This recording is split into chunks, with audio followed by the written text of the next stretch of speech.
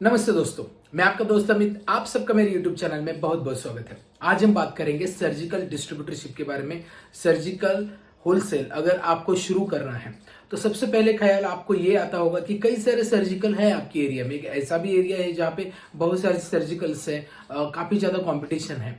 और एक ऐसा एरिया भी हो सकता है, वो बहुत कम होगा, जहाँ पे सर्जिकल की डिमांड ज़्यादा है, कोई भी सर्जिकल डिस्ट्रीब्यूटर है नहीं, मतलब बहुत ज़्यादा मेन मार्केट में जाना पड़ता है, वो दूर है। तो एक इंटीरियर एरिया में ये पॉसिबल है। लेकिन जब आप सर्जिकल स्टार्ट करने का सोचते हो तो डेफिनेटली कंपटीशन है, क्योंकि हर कोई सर्जिकल, कोई जेनरिक के साथ सर्जिकल करता है, कोई सर्जिकल विद एलोपैथी करता है, कोई कोर सर्जिकल भी करता है। तो यहाँ पे कंपटीशन ज़्यादा है। तो इस केस में आप अगर सर्जिकल का होलसेल बिजनेस आज के समय में, मतलब 2025 और इससे आगे करना चाहते हैं, तो कुछ चीजें ध्यान में रखनी जरूरी है। सबसे पहला, हम इसको कम इन्वेस्टमेंट में कैसे कर सकते हैं, क्योंकि जब बिजनेस शुरू करते हैं तो डेफिनेटली एक रिस्क फैक्टर दिमाग में आपको होना चाहिए।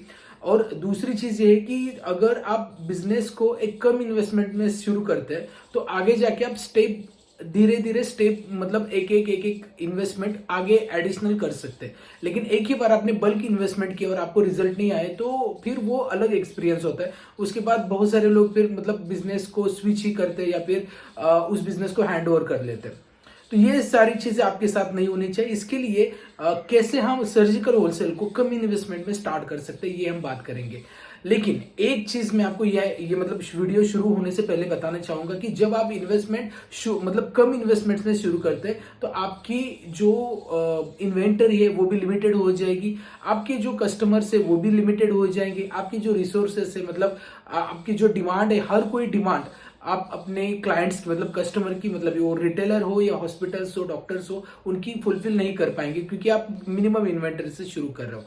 लेकिन ये एक डिसएडवांटेज आप बोल सकती है, चैलेंज है, but at the same time benefits ये है कि आपको रिस्क यहाँ पे कम है। आपके पास जो स्टॉक, मतलब जो इन्वेस्टमेंट आपने की है, उस इन्वेस्टमेंट के एक्सपेरिमेंट पे ही आप अगला स्टेप उठाएंगे, मतलब एडिशनली जो भी इन्वेस्टमेंट है वो आप करेंगे।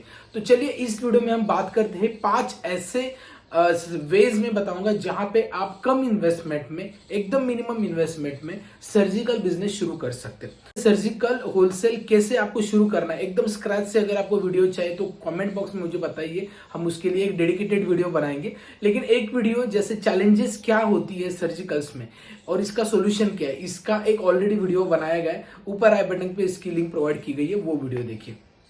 चलिए वीडियो को शुरू करते हैं। तो क्या स्टेप्स रहेगी सर्जिकल होलसेल कम इन्वेस्टमेंट में शुरू करना है। तो सबसे पहला आपको यह ध्यान में रखना है कि आपके कस्टमर कौन है। आपके कस्टमर कौन से होते हैं यहाँ पे। एक तो रिटेल फार्मेसी होता है। अब रिटेल फार्मेसी एक तो हॉस्पिटल के साथ अटैच होता है, अदरवाइज इंडिविजुअल फार्मेसी होता है, लेकिन वहां पे रिक्वायरमेंट कम होगी। जैसे पेशेंट को ओवर द काउंटर में जो भी सपोर्ट्स, बेल्ट्स, स्टॉकिंग्स लगेंगे, ये काउंटर पे सेल हो जाएंगे।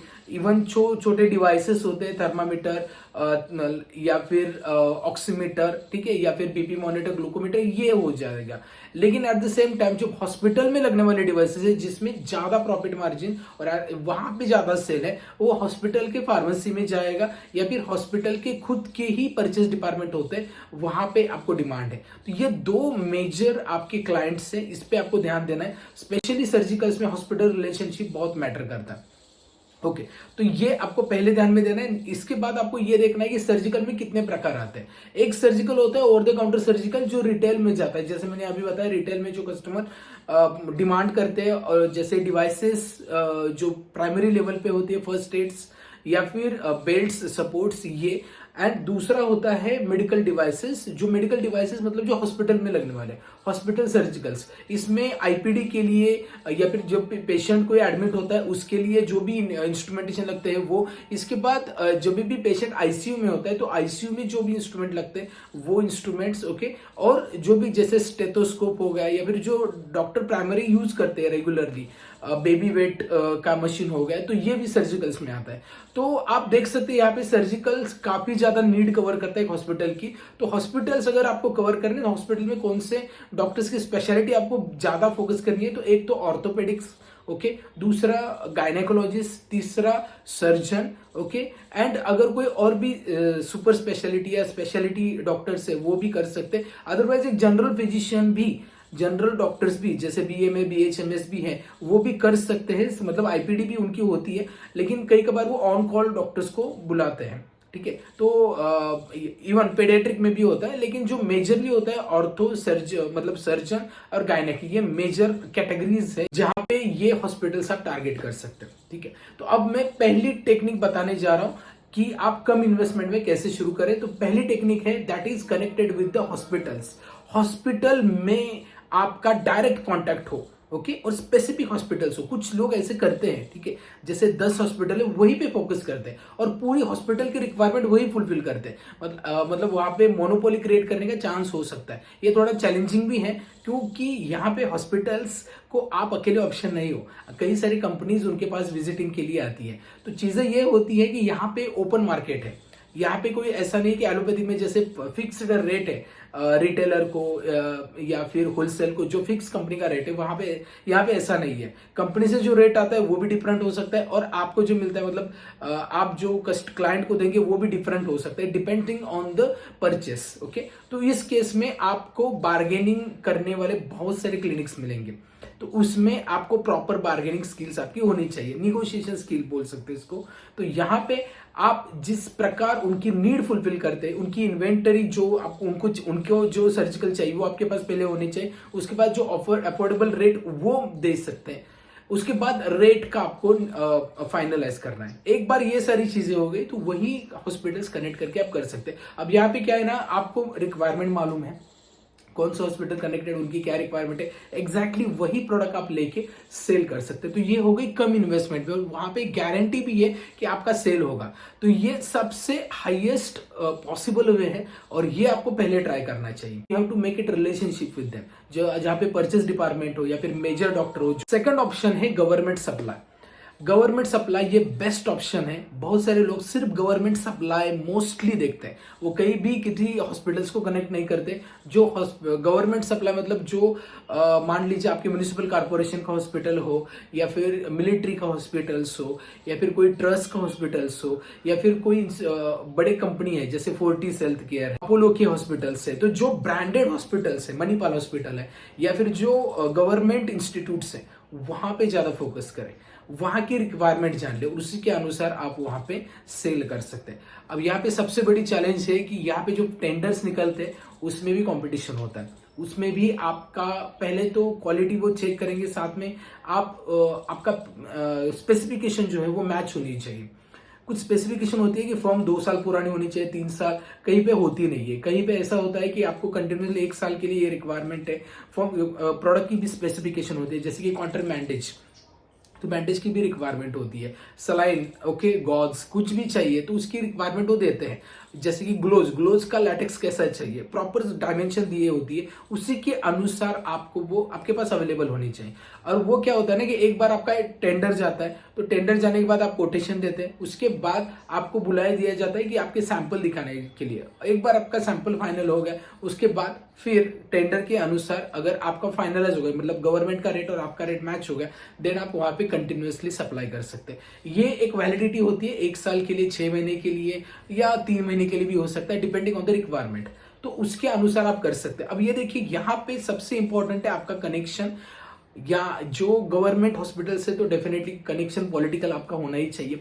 और दूसरी चीज है जो भी गवर्नमेंट को कंट्रोल कराए, जैसे कि जिला परिषद होता है, पंचायत समिति होती है, उनके जो परचेस डिपार्टमेंट्स है वहां पे आपको कनेक्ट करना है। ठीक है, क्योंकि टेंडर कब निकलेगा इसका पहले ही फाइनलाइज इनकी मीटिंग होती है। ठीक है, जिनके स्टैंडिंग कमेटी हम बोलते हैं, तो उसकी मीटिंग होकर वहां पे टेंडर्स के लिए एक स्पेशली अलॉटमेंट दी जाती है। तो वहां तक आपका कनेक्शन हो तो एक अच्छी बात होती है कि आपको पहले से इसका इंफॉर्मेशन होता है, क्योंकि एक बार टेंडर रिलीज होने से पहले ही आपको ये सारी चीजें मालूम हो तो आप उसकी रिक्वायरमेंट भी फुलफिल कर सकते हैं, उसके बाद भी कर सकते हैं, नो डाउट। लेकिन कंपटीशन ऑफकोर्स यहाँ पे है तो ज्यादा अच्छा कनेक्शन है तो आपका वहां पे रिक्वायरमेंट मतलब आपकी जो ऑर्डर है ये यहाँ पे पास होने के चांसेस सबसे ज्यादा। जनरली अगर आप सर्जिकल स्टार्ट करेंगे तो बहुत सारी दिक्कतें हैं, क्योंकि रिटेलर को विजिट करें, हॉस्पिटल्स को विजिट करें, डेली विजिट करें, वहां पे रिक्वायरमेंट बताए, फिर कंटिन्यूसली विजिट करने के बाद एक बार ऑर्डर देंगे, ऑर्डर कम होगी ज्यादा भी होगी, फिर उसके बाद क्रेडिट देना पड़ता है और उसके बाद फिर से कंटिन्यूसली आपको डेली कनेक्ट करना ही पड़ता है अलग अलग एरिया में। तो ये एक वे है सर्जिकल का, ठीक है, ये भी सही एरिया है। और यहाँ पे भी ग्रोथ है, but at the same time investment कम है, तो आपको एफर्ट्स ज़्यादा लेने होते हैं। कनेक्टिविटी, मैनेजमेंट, ये सारी चीज़ें यहाँ पे ज़्यादा फोकस होना होता है। और तीसरा वह है कि अगर आपका ऑलरेडी जेनेरिक्स है, जेनरिक का होलसेल है, तो उस केस में क्या होगा कि देखिए, अब आप ऑलरेडी रिटेलर से कनेक्टेड हो, ठीक है, और वहां से आपको मालूम है रिक्वायरमेंट क्या है, तो उनकी सर्जिकल की रिक्वायरमेंट आप ले सकते हो। आपके पास ऑलरेडी डेटा है, इवन आप हॉस्पिटल्स में भी इंजेक्शन सप्लाई के लिए जाते हो, उनका भी डेटा है। तो अकॉर्डिंग टू द रिक्वायरमेंट आपको कस्टमर मालूम है कौन सा रिटेलर सर्जिकल लेगा, कौन से हॉस्पिटल सर्जिकल लेंगे, आपका ऑलरेडी नाम है वहां पे, वेल नोन है आप, उस केस में भी आप सर्जिकल स्टार्ट करके वहां पे सप्लाई कर सकते हैं। ये भी एक इन्वेस्टमेंट, मतलब नॉन इन्वेस्टमेंट है, जो भी इन्वेंटरी है उसी के अनुसार आप इन्वेस्ट करेंगे तो वो लो ही हो जाएगी। इसके बाद नेक्स्ट है जहां पे आपको कम इन्वेस्टमेंट इन्वेस्ट करनी पड़े, मतलब कंपनी से परचेस करते समय कम इन्वेस्टमेंट में आप परचेस करेंगे। अब ये क्या है ना, यहाँ पे एमएनसी कंपनी बहुत सारी है इंडिया में, जैसे रॉमसन है, जैसे सीमेंस है, जैसे डॉक्टर मोरेपिन है, या फिर ओमेरॉन है, ओके, देन इसके बाद विस्को कंपनी है, टाइनॉर कंपनी है, बहुत सारी कंपनीज है। अगर आप ये एमएनसी कंपनी है और लोकल कंपनी, ये दो प्रकार आते हैं। एग्जाम्पल के तौर पे मैं बताता हूं, जैसे एक हमारे एरिया की बात करता हूं, एक कंपनी विस्को कंपनी है जो वेल नोन है, दूसरी है सतनाम जो लोकल ही है। तब विस्को कंपनी का एक ब्रांड, जैसे मान लीजिए बेल्ट्स, ठीक है, एब्डोमिनल बेल्ट, तो वो आएगा 350 रुपीज, इसका आएगा 150 160 में, ठीक है। यहाँ पे क्या है ना कि रेट काफी ज्यादा डिफरेंस है। सतनाम जो है वो आपको काफी अच्छा प्रॉफिट मार्जिन देगा, और जो विस्को है वो आपको एक मतलब एक हेल्दी मार्जिन देगा, क्योंकि एक एमएनसी कंपनी है, तो अकॉर्डिंग टू द स्ट्रेटेजी ये चलते हैं। तो आप ऐसे प्रकार के एमएनसी प्लस लोकल ब्रांड रख लीजिए, क्योंकि जो चलने वाले हैं वो तो है। डॉक्टर अगर बोलता है रॉमसन का मुझे ही चाहिए तो ठीक है, अदरवाइज कोई दूसरे कंपनी का मांगता है जो लोकली है, आप उनका रख सकते हैं। तो उस केस में क्या है ना कि इन्वेस्टमेंट कम लगेगी, क्योंकि जो नई कंपनीज है उनको भी बहुत ज्यादा कंपटीशन है, उनको भी बड़े कंपनी से कॉम्पीट करना है, तो आपको वो रेट या एमआरपी भी कम रखते हैं। एमआरपी से मतलब नहीं, आपको रेट से ज्यादा मतलब है, क्योंकि इंपॉर्टेंटली रेट आपको देना है जो डॉक्टर्स को देना है। तो इसी के लिए जो रेट है वो लोकल कंपनी का कम रहेगा, एमएनसी का थोड़ा ज्यादा रहेगा। तो कॉम्बिनेशन में अगर आप रखते हैं तभी भी आप कम इन्वेस्टमेंट में बिजनेस शुरू कर सकते हैं। एंड द लास्ट वन, आप इंस्ट्रूमेंट्स रेंट पे भी देके अपना सर्जिकल स्टार्ट कर सकते हैं। अब यहाँ पे आपको क्या करना है, इंस्ट्रूमेंट रेंट पे देना है, आपको सेल नहीं करना है, डायरेक्टली रेंट पे देना है। जैसे ऑक्सीजन कॉन्सेंट्रेटर आपको रेंट पे देना है 1 महीने पे, या फिर कोई भी इंस्ट्रूमेंट और डिवाइसेस हो जो भी पेशेंट के लिए घर में किसी मंथ के लिए चाहिए, जैसे किसी का एक्सीडेंट हो गया तो उसको सपोर्ट चाहिए 1-2 महीने के लिए, ये 6 महीने के लिए डॉक्टर ने बोला है। किसी को मसाज के रिलेटेड कुछ इंस्ट्रूमेंटेशन चाहिए, लेकिन कुछ पर्टिकुलर पीरियड के लिए चाहिए, तो ऐसे भी आप रेंट से दे सकते हैं। आप अपने एरिया का रेंट डिसाइड करके उसके अनुसार कर सकते हैं। यहाँ पे तो और भी कम इन्वेस्टमेंट लगेगी, क्योंकि आपके पास इंस्ट्रूमेंट सेल के लिए नहीं है, रेंट देंगे और फिर आप डिपॉजिट लेंगे, पर्टिकुलर रेंट देंगे, फिर आप उसको दूसरे को फिर से वही रेंट पे दे देंगे। तो वो सारी चीजें हैं, ठीक है। तो ये अलग अलग चीजें हैं जहां पे आप एकदम कम इन्वेस्टमेंट से सर्जिकल होलसेल बिजनेस शुरू कर सकते हैं। कुछ फाइनल पॉइंट्स में बताना चाहूंगा। सबसे पहले सर्जिकल होलसेल में क्रेडिट का इश्यू बहुत ज्यादा होता है, ठीक है। तो थोड़ा बहुत आपके पास जो इन्वेस्टमेंट में कम भी बता रहा हूं, लेकिन फिर भी आपको रोलिंग के लिए एडिशनल पैसा लगेगा ही, ठीक है। जैसे कि मैं 3 लाख में अगर आप शुरू करते हैं, वैसे 3 लाख में थोड़ा चैलेंजिंग ही है, लेकिन फिर भी आप शुरू करते हैं तो 2 लाख आपके साइड में होने चाहिए रोलिंग मनी के लिए। रोलिंग मनी मतलब इन्वेस्टमेंट, क्योंकि जैसे कि आप किसी को ऑर्डर देते हैं तो वो इमीडिएटली पैसे देगा या नहीं मालूम नहीं है। अगर वो क्रेडिट लेगा, specially in the hospitals, government के लिए तो आपको क्रेडिट मतलब ये होता ही है, टाइम लगेगा उसमें, ठीक है। तो उस प्रकार है। और आप ऑर्डर कहां से करेंगे, तो सुपर स्टॉकिस्ट होते हैं, ठीक है। तो सुपर स्टॉकिस्ट से आप ऑर्डर करेंगे, कंपनी के सुपर स्टॉकिस्ट, वहां से आपके पास आपसे रिटेलर या हॉस्पिटल के पास आप सप्लाई कर सकते हैं। उसके बाद relationship management, not only hospital से करे, परचेज डिपार्टमेंट से करे, और जो कंपनी के सेल्स पर्सन होते हैं उनसे भी करें, क्योंकि आपको बेस्ट रेट बेस्ट मार्जिन वो दे सकते हैं, ठीक है। और नंबर ऑफ प्रोडक्ट ज्यादा रखे रादर देन एक ही इन्वेंट्री बड़ी रखने से अच्छा है अलग अलग कंपनी के रखे, क्योंकि जो मार्केट में डिमांड क्या है वो आप एक बार जान ले, उसकी रिक्वायरमेंट कितनी है, रेट कितना ज्यादा मार्केट में कितना चल रहा है, उसके अनुसार आप परचेस कर सकते हो। और आगे जाके आप डायरेक्ट डिस्ट्रीब्यूटर भी बन सकते हैं, लेकिन उसके लिए बल्क में क्वांटिटी में ऑर्डर करना पड़ता है, ठीक है। और शुरुआत छोटी करें, नो इश्यूज, ठीक है। ये वीडियो का मोटिव यही है कि शुरुआत छोटी करें, लेकिन धीरे धीरे बढ़ाना जरूरी है। आपने अगर 5 लाख से शुरू किया और 5 लाख पे ही अटके रहे तो दिक्कत ही आ जाएगी। तो धीरे धीरे आपको बिजनेस बढ़ाना ही है, ठीक है। तो कनेक्टिविटी इंपॉर्टेंट है, लिक्विडिटी, फंड्स की लिक्विडिटी, इंस्ट्रूमेंट्स की लिक्विडिटी, मतलब जो इन्वेंटरी लिक्विडिटी बहुत ज़रूरी है। इसके लिए आपको प्रॉपर इन्फॉर्मेशन होनी चाहिए। तो अगर आप होलसेल बिजनेस के बारे में कंप्लीट डिटेल नॉलेज चाहिए चाहते हो, जैसे ड्रग लाइसेंस निकालना, कंपनी से कनेक्शन, कौन सी कंपनी चलती है, कौन से ब्रांड्स चलते हैं और इसमें मैनेजमेंट कैसी होती है, हम इसमें किस प्रकार ज़्यादा प्रॉफिट मार्जिन कमा सकते हैं और साथ में हम इस बिजनेस को कैसे एक्सपांड कर सकते हैं, नॉट ओनली मतलब डोमेस्टिक इंटरनेशनल लेवल पे भी, तो आप ज्वाइन कर सकते हैं हमारा 9-डे workshop on pharma wholesale business management, जिसकी डिटेल मैंने डिस्क्रिप्शन में दी है। जल्दी ही ये कोर्स शुरू होगा।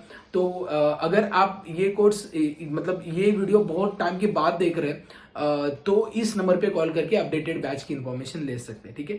तो ये वीडियो कैसा लगा ये मुझे बताइए। वीडियो अच्छा लगता है, कंटेंट अच्छा लगता है, वीडियो को लाइक करें, चैनल को अभी सब्सक्राइब नहीं किया सब्सक्राइब करें और इस वीडियो को अपने कई सारे दोस्तों तक शेयर करें। इस वीडियो में इतना ही, मिलते हैं नेक्स्ट वीडियो में, तब तक बी हेल्दी बी हैप्पी।